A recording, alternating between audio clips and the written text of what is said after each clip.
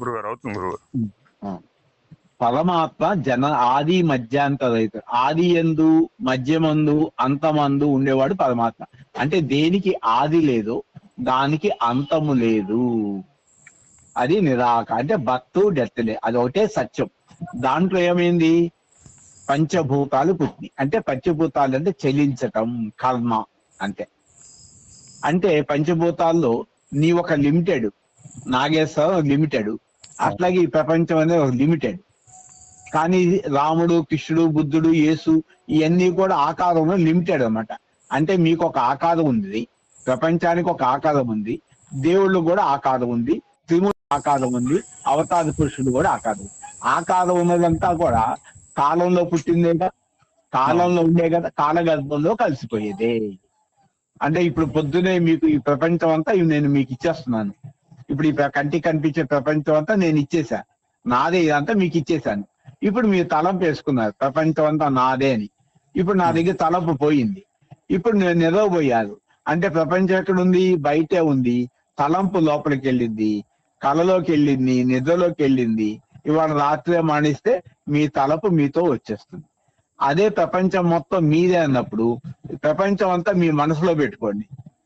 మనసులో పెట్టుకోండి, ఇక బయట ప్రపంచం కనిపించదు, నీ మనసులోకి వచ్చేసింది ప్రపంచం మొత్తం. మళ్ళా కళ్ళలోకి వస్తుంది, నిద్రలోకి వస్తుంది, మీరు మరణించిన ప్రపంచం అంతా మీతో వస్తుంది.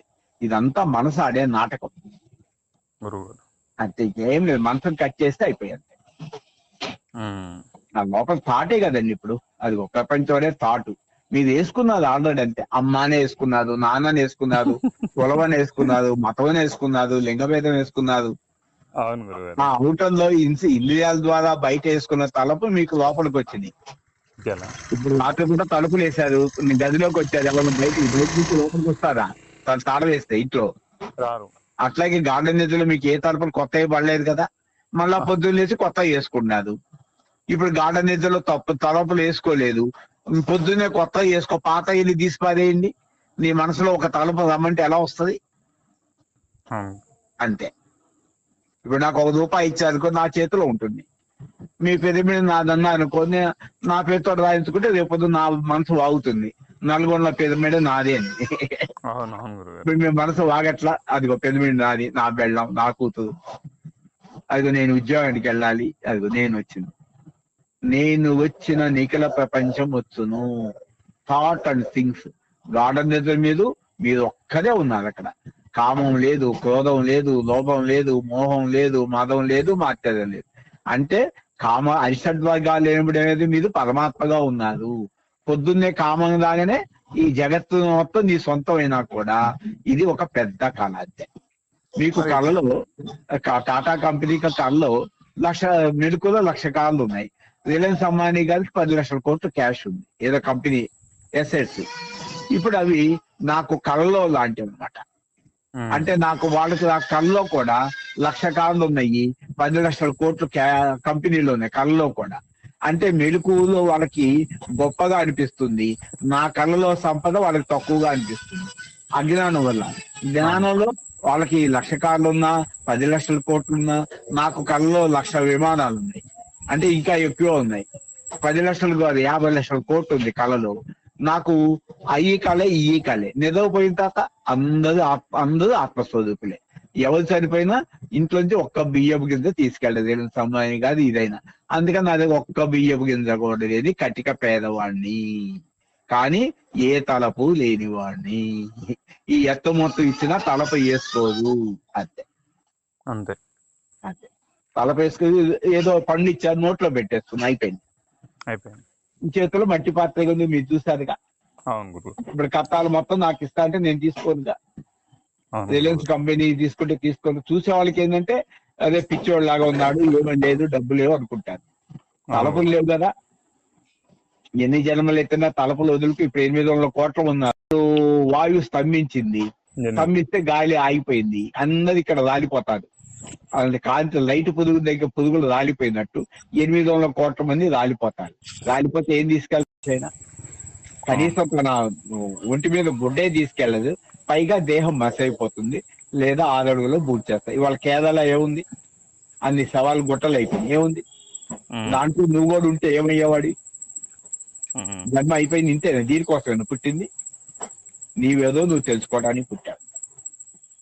మీరు రమణ మహర్షి చదవండి బాగా, ఎక్కువ కూడా అక్కర్లేదు, కళ అంటారు అంతే, ఇంకేం లేదు. అదే కళ. అక్కడ ఇప్పుడు కేరళ చనిపోయింది, నాకు కళ్ళలో చనిపోయింది అంతే. నా మెలుకులో భార్య, కూతురు, కొడుకు, అల్లుడు, మనవడు, మనవరాలు చచ్చిపోయినా కళ్ళలో భార్య కాదని చెప్తాను నేను. ఇప్పుడు మీ కళ్ళలో కొడుకు పుట్టాడు, కొడుకు పెళ్లి అయింది, కోడలు వచ్చింది, వాళ్ళకి 2 పిల్లలు పుట్టారు. కొడుకు లేదుగా మీకు?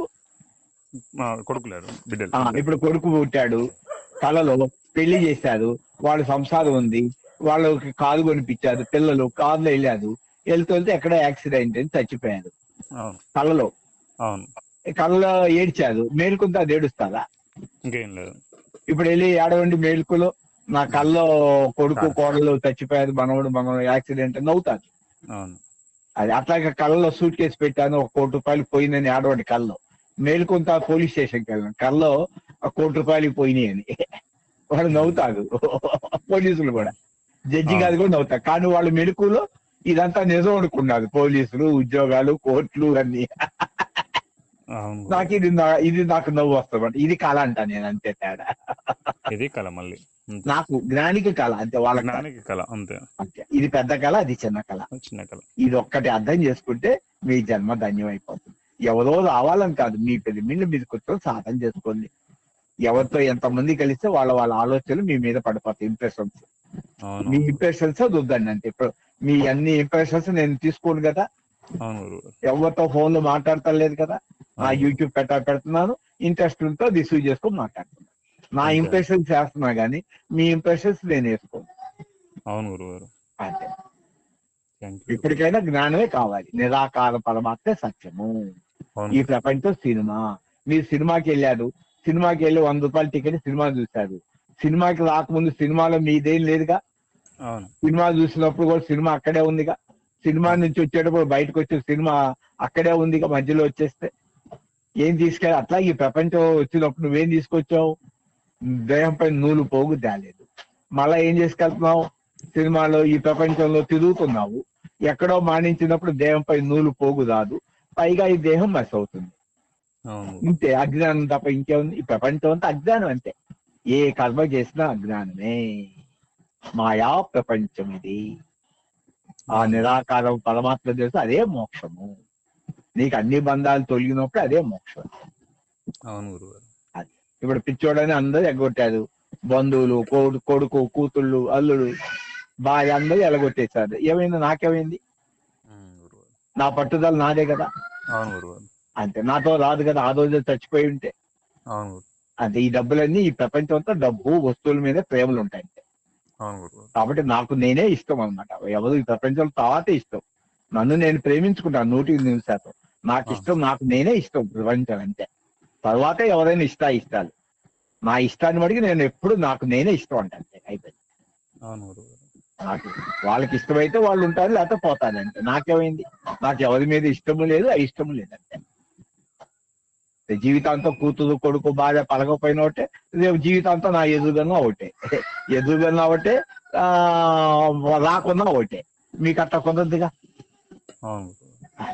కాబట్టి మీ మనసే బంధిస్తుందని తెలుసుకొని మీ మనసుని జయించండి బుద్ధుల్లాగా. అంతే.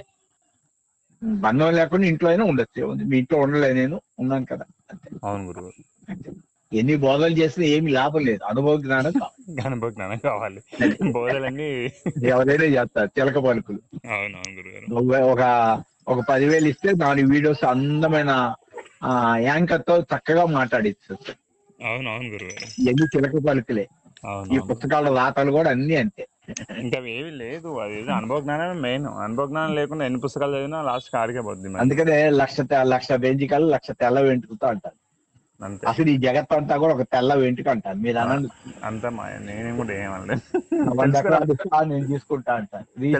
తెలుసుకుని ప్రాక్టికల్ జ్ఞానం ఉన్నప్పుడు ఖచ్చితంగా అంటాను ఇదంతా మాయ. ఎప్పుడు కూడా అంటాను నేను కూడా మాయ అని అంట. కానీ ఏంటంటే ఒకసారి ఏంది ఇది అసలు ఏది లేని దానికి ఎందుకు ఇది అంతే. మరి ఏది దాని గురించి మళ్ళీ ఇప్పుడు ఫోన్ చేశారు అంటే మాయ ఉందని అర్థం అన్నమాట. అవునవును గురు. మాయలో లేనప్పుడు వాడు ఎవరితో అవసరం లేదు, ఎవరైనా ఇది మాయ అని చెప్తారు. అవునవును. అంతే. బౌద్ధ వీడియో తీసుకున్నారు కదా, తీసినాము. అది మరి నల్గొండ పంపించుకోండి. ఓకే ఓకే అప్పుడు వీడియో కూడా పంపిస్తుండండి, అదే అల్లే కాదు. Okay okay. Thank you.